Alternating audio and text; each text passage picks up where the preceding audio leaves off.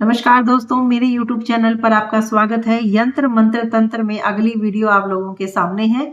इस वीडियो में मैं कुछ यंत्र आपको दूंगी, कोशिश करूंगी कि 5 से 6 यंत्र देने की कोशिश करूं ताकि आपके सामने ज़्यादा से ज़्यादा यंत्र आपके सामने आ सकें। तो ये जो यंत्राज हैं इसके बारे में मैंने पहले भी आपको बता रखा है कि यंत्र का यूज़ करने के लिए आपको किसी ज्योतिष की ज़रूरत नहीं है।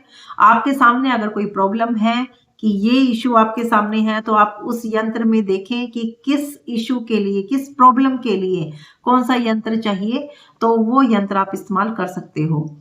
जो सिंपल रेमेडीज़ होती हैं उनको हमारे लाइफ में रिज़ल्ट देने के लिए ज़्यादा समय लगता है, लेकिन जो यंत्राज होते हैं वो बहुत ही स्पीडली हमारी लाइफ में असर दिखाते हैं। तो आप इसीलिए यंत्रा का यूज़ करके अपनी प्रॉब्लम का सॉल्यूशन जल्दी से जल्दी निकाल सकते हो, तो इसीलिए ये यंत्राज आपके लिए हैं।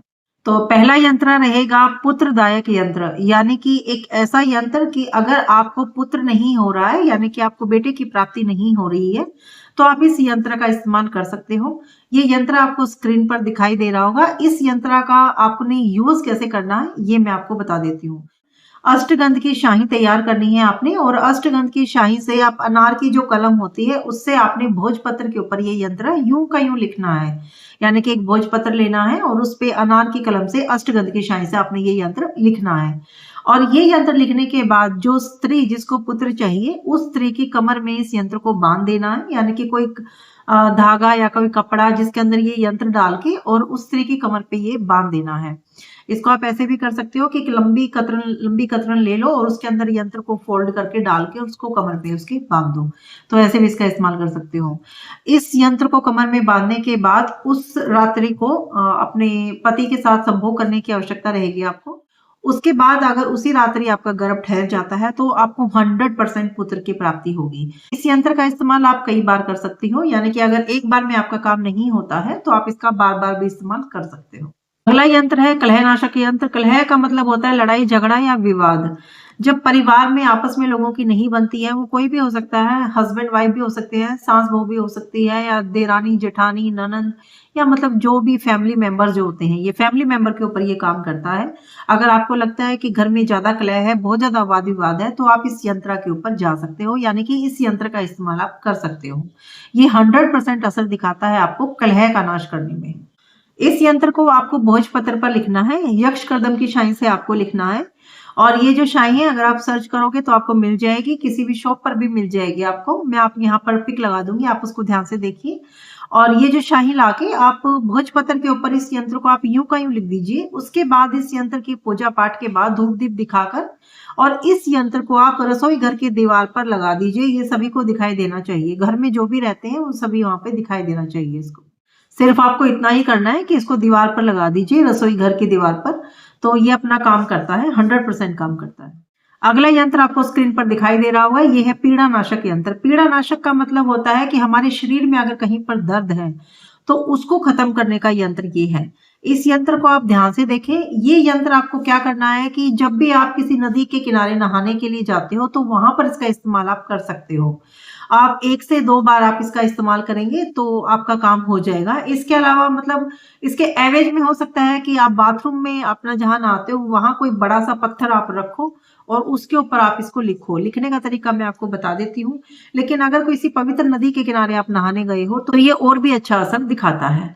तो इसको कैसे करना है? जो दातुन करते हैं हम, जो लकड़ी की दातुन होती है, यानी कि जैसे कि कीकर की होती है, नीम की होती है, बबूल की होती है, वो दातुन आपको कहीं से लेकर आनी है। उसके बाद आपको जिस पत्थर पर बैठकर आपको नहाना है, उस दातुन से ये यंत्र यूं का यूं आपको उस पत्थर के ऊपर लिखना है।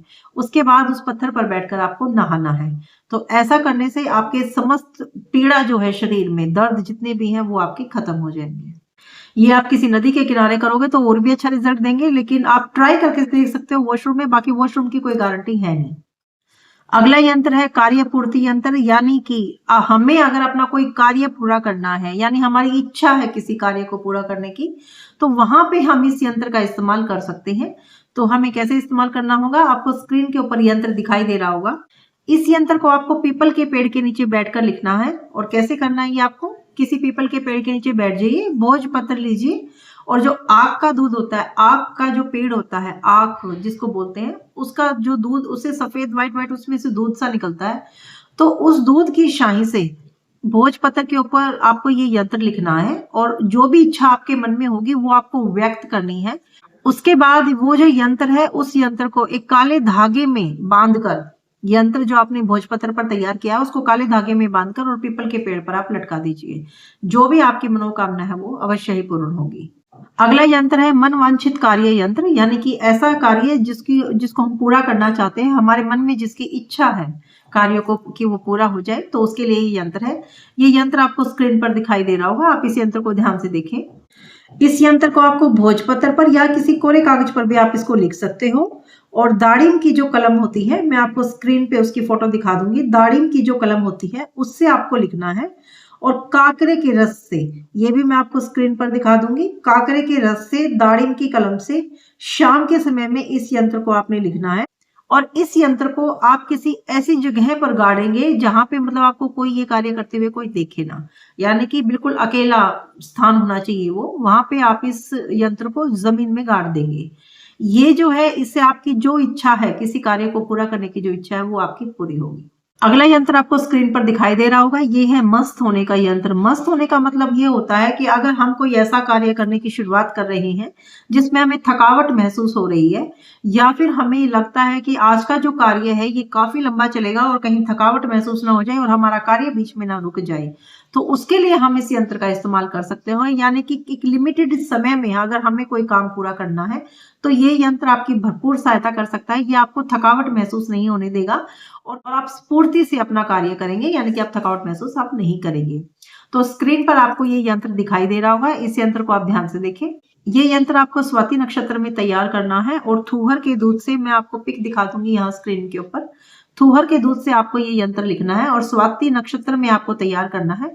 उसके बाद इस यंत्र को जब भी आपको जरूरत हो आप अपनी कमर में बांध लीजिए और फिर अपने कार्य को आप करिए। आपको पूरे कार्य के दौरान थकावट महसूस नहीं होगी। तो ये थे मेरे कुछ यंत्र। अगर आपको मेरी वीडियो इन्फॉर्मेटिव लगती है तो मेरी वीडियो को लाइक करिए, शेयर करिए, मेरे चैनल को सब्सक्राइब करिए। धन्यवाद।